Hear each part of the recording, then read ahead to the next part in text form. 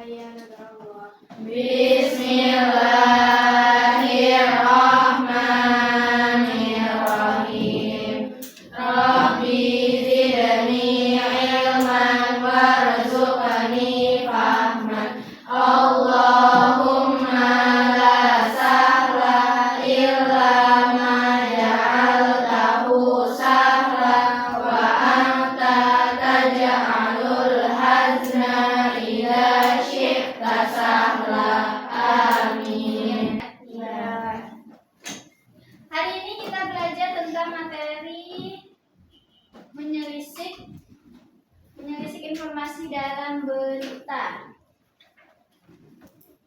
Bab halaman, buka halaman 91.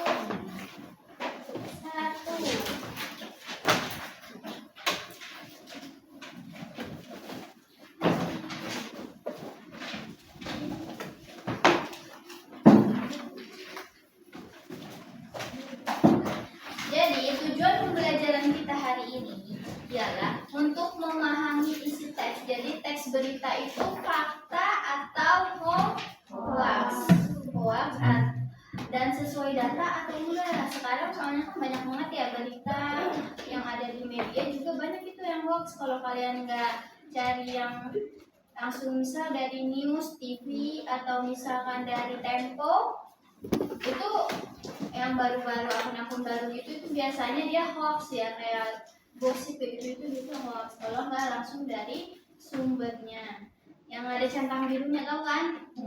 Namanya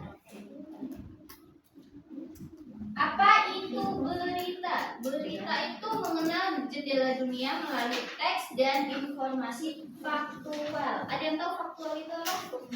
Faktual. Ya, fakta. Tuh, siapa yang tadi jawab? Jawab semua ya? Jadi mah angkat tangan ya. Nanti ada hadiahnya. Definisi dan tujuan berita. Pengertian berita. Sebelum masuk sini ada yang tahu tujuan berita itu apa? Angkat tangan. Saya kamu apa? Memberikan informasi. Kurang lengkap. Ada lagi yang bisa? Apa? Mencari wawasan. Ya kurang. Memberikan data fakta terkini. Ya betul.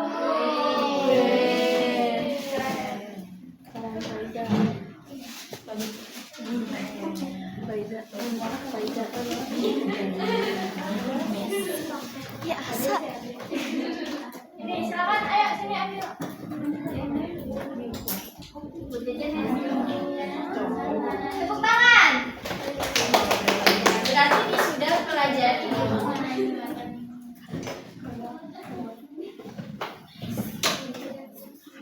Nah, berita adalah laporan peristiwa atau kejadian yang bersifat faktual berdasarkan kenyataan aktual terjadi saat ini dan menarik untuk diketahui masyarakat luas. Tujuan utamanya memberikan informasi yang akurat dan relevan kepada pembaca, pendengar, atau penonton mengenai peristiwa penting yang sedang atau telah terjadi di lingkungan sekitar maupun dunia. Jadi kalian tahu semua tentang masalah Lebanon, tentara Indonesia yang meninggal karena membantu Lebanon, kalian tahu? Nah itu kan banyak kan? Nah itu termasuk, itu kan berita dunia ya maksudnya.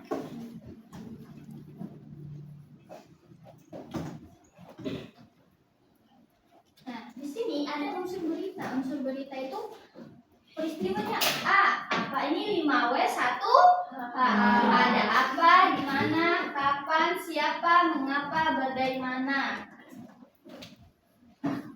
Nah, kalau apa ini peristiwa apa yang terjadi, maksudnya judulnya apa sih beritanya? Terus di mana lokasi peristiwa berlangsung, tempat kejadiannya di mana? Kapan waktu terjadinya peristiwa? Siapa saja yang terlibat dalam kejadian? Mengapa? Apa alasan peristiwa itu bisa terjadi? Bagaimana kronologi kejadiannya? Nah, kalau bagaimana itu kalian ngurutin ya kronologi itu dari awal sampai akhir. Jadi penyebabnya apa? Kok bisa banjir sih? Itu beritanya ada berita banjir. Kenapa bisa banjir? Terus itu akibatnya jadinya.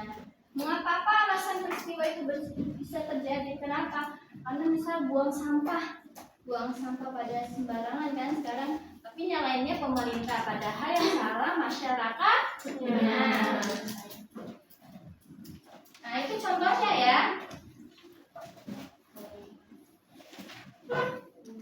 Terus di sini ada namanya struktur berita, ada prima dina terbaca berita disusun dengan urutan informasi dari yang paling penting hingga yang kurang penting.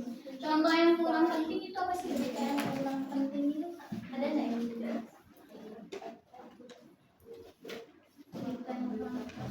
Iya, kurang penting apa itu? Ya betul, kehidupan artis itu nggak penting sebenarnya. Kalian nggak usah nontonin hal lain. Karena yang untung yang viral artisnya, yang lain jauh siapa? Artisnya, bukan kita. Dari yang paling penting misal negara hari ini terjadi namanya kita inflasi. Duit semakin semakin gak ada harganya, tapi harga pokok semakin naik. Itu namanya inflasi. Judul mencerminkan isi utama. Teras berita inflasi. Tubuh detail alasan dan proses. 4 ekor informasi. Ekor itu informasi tambahan yang tidak krusial. Ada yang tahu nggak ekor itu apa? Dijelasin gitu. Apa? Penutup berita, ya betul, penutup berita. Ini banyak ya, kayaknya bisa jawab bisa kan? Udah jawab dulu.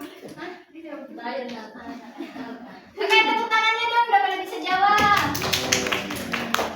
Nanti, ada terus. Teras berita inti. Jadi inti dari berita itu apa sih yang diceritain gitu. Tubuh detail alasan dan prosesnya. Skip dulu nggak? Nah, di sini ada yang namanya ciri-ciri teks berita. Ciri-cirinya kalau mau tahu berita itu apa teksnya? Yaitu ada faktual berdasarkan data dan fakta yang nyata, bukan imajinasi atau karangan penulis. Yang kedua, aktual, menyajikan peristiwa terbaru yang sedang hangat diperbincangkan. Jadi masih hangat-hangatnya, misal sekarang Prabowo lagi fokus banget ke MBG kan. Berita yang MBG banyak, tapi terjadinya kenyataannya banyak yang keracunan. Tapi itu semua sebenarnya bukan kendalinya Prabowo, kan kendalinya ada di dapurnya, SPBG-nya. Jadi jangan menyalahkan presidennya. Kadang bawahannya itu tidak amanah. Terus yang ketiga, objektif, tidak memihak pada salah satu pihak dan tidak memasukkan pendapat pribadi. Jadi ketika kalian menerima berita, jangan langsung ditelan mentah-mentah. Contoh pemerintah kita lagi dijelekin, kita jangan contoh MBG kan, kasus MBG banyak keracunan. Kalian jangan langsung menyalahkan yang paling atasnya, presiden. Poin inti pembelajaran itu memahami berita berarti mampu menjawab 6 pertanyaan utama. Jika satu saja hilang, informasi menjadi tidak lengkap. Selalu prioritaskan fakta di atas opini untuk menjadi pembaca yang cerdas di era informasi digital. Berita adalah apa yang seseorang ingin sembunyikan, yang lainnya hanyalah iklan. Ada pertanyaan enggak? Jadi tahu berita itu bagaimana sifatnya ya.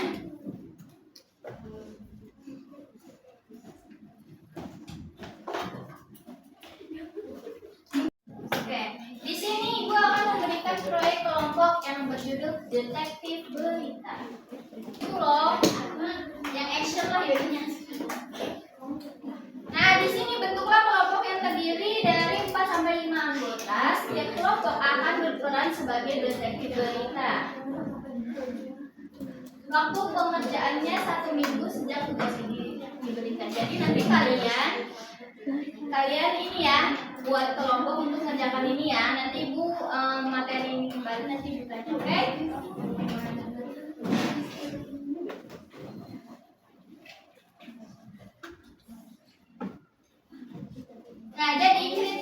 pemberian beritanya itu bisa dari media cetak, bisa dari portal, maksudnya digital dan Kompas, Detik atau apapun itu ya. Pastikan berita diterbitkan dalam 3 bulan terakhir. Kalau misalnya lebih dari 3 bulan terakhir, tugasnya nggak ibu terima. Jadi ibu nanti ibu cek itu beritanya. Terus 2, analisis. Jadi kalian membuat analisis, ada apa, siapa, di mana, dan kapan, mengapa, bagaimana. Nah, terus di situ ada pertanyaan detektif peristiwa apa yang terjadi, lokasinya, penyebabnya, kenapa itu terjadi, urutan kronologinya. Kalian nanti buat tabel seperti ini ya, berkelompok. Analisis struktur, bedah bagian-bagian teks. Nah, terus pada garis berita, tubuh berita, nama ekor berita. Faktanya, jadi kalian harus membuat itu. Jadi dalam berita nanti kalian kerjakan tugasnya, itu ada harus kalimat faktanya ya, 2 kalimat fakta. Terus sama daftar opini kalian, pendapat apa yang akan kalian kirim setelah melihat berita itu. Menurut kalian itu apa? Ya, warga merasa cemas, sangat cemas dengan kondisi ini. Itu contohnya ya.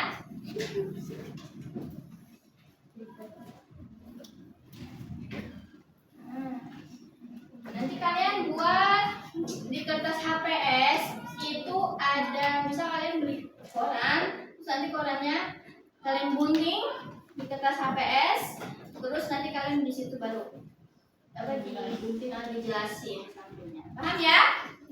Ya. Jadi tulis tangan aja nggak apa-apa.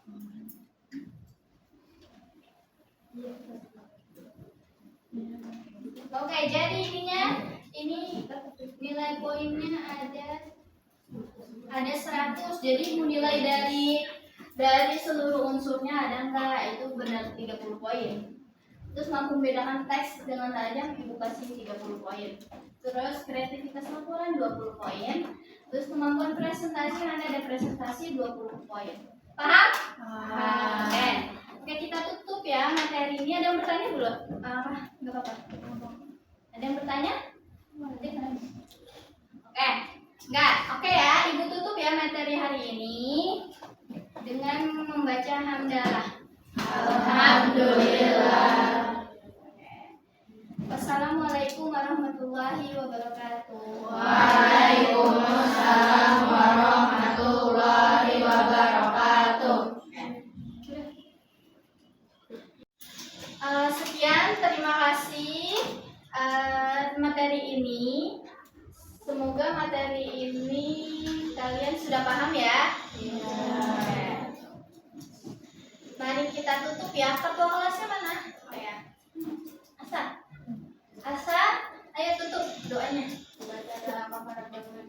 Subhanakallahumma wa bihamdika asyhadu an la ilaha illa anta astaghfiruka wa atubu ilaik. Terima kasih. Wassalamualaikum warahmatullahi wabarakatuh.